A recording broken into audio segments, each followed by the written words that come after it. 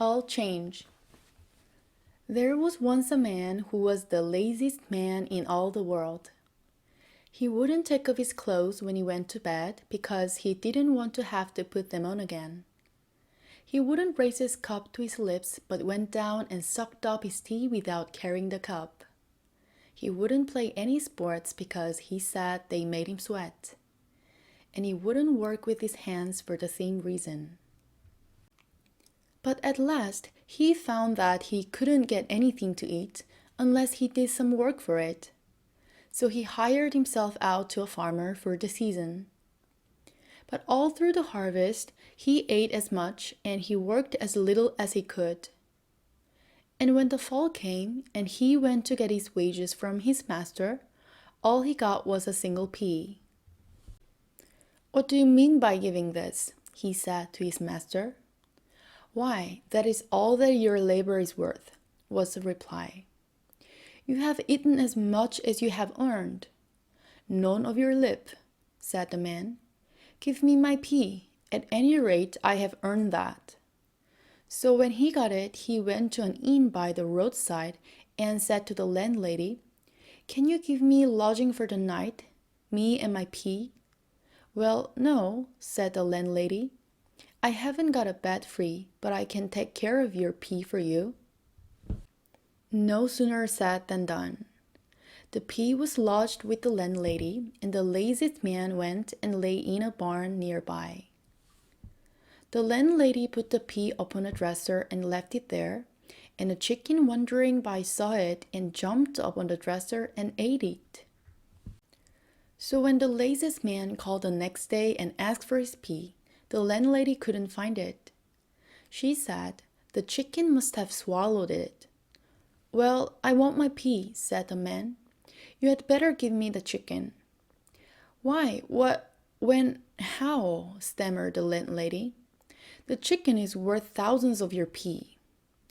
"I don't care for that. It has got my pea inside it, and the only way I can get my pea is to have that which holds the pea." "What? Give you my chicken for a single pea? Nonsense." "Well, if you don't, I'll summon you before the justice." "Ah, well, take the chicken and my bad wishes with it."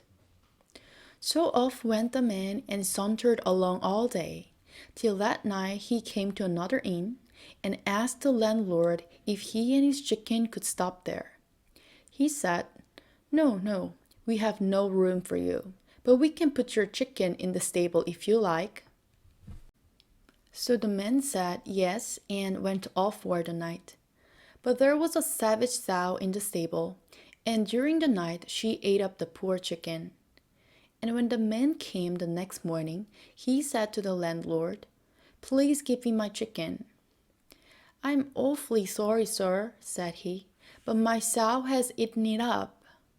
The laziest man said, "Then give me your sow."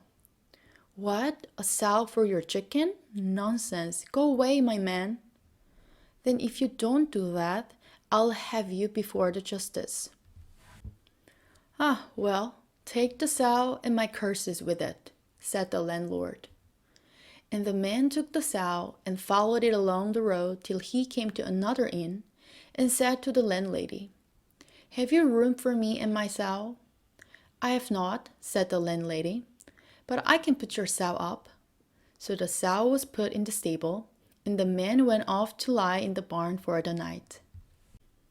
Now the sow went roaming about the stable, and coming too near the hoofs of the mare, was hit in the forehead and killed by the mare's hoofs.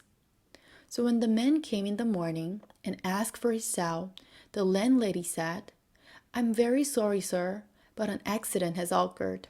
My mare has hit your sow in the skull and she is dead." "What, the mare?" "No, your sow." "Then give me the mare." "What, my mare for your sow? Nonsense." "Well, if you don't, I'll take you before the justice. You'll see if it's nonsense." So after some time, the landlady agreed to give the man her mare in exchange for the dead sow.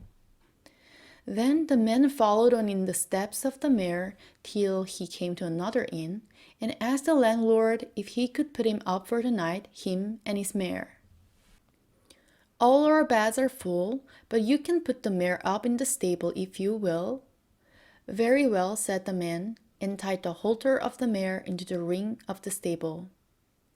Next morning early, the landlord's daughter said to her father, "That poor mare has had nothing to drink.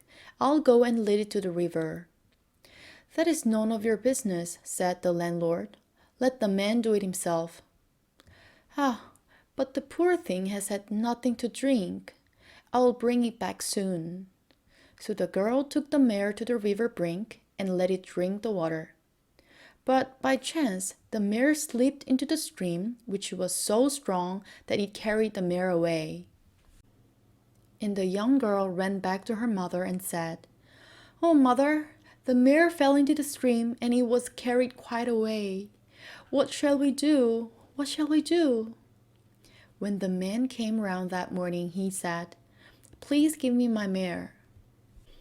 "I'm very sorry indeed, sir, but my daughter, that one there, wanted to give the poor thing a drink and took it down to the river, and it fell in and was carried away by the stream. I'm very sorry indeed." "Your sorrow won't pay my loss," said the man.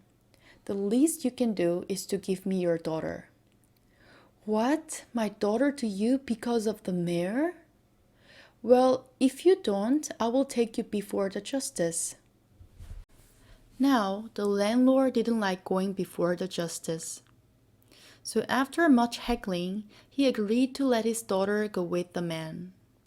And they went along, and they went along, and they went along, till at last they came to another inn which was kept by the girl's aunt, though the man didn't know it. So he went in and said, "Can you give me beds for me and my girl here?" So the landlady looked at the girl, who said nothing, and said, "Well, I haven't got a bed for you, but I have got a bed for her. But perhaps she'll run away." "Oh, I will manage that," said the man. And he went and got a sack and put the girl in it and tied her up, and then he went off. As soon as he was gone, the girl's aunt opened the bag and said, "What has happened, my dear?"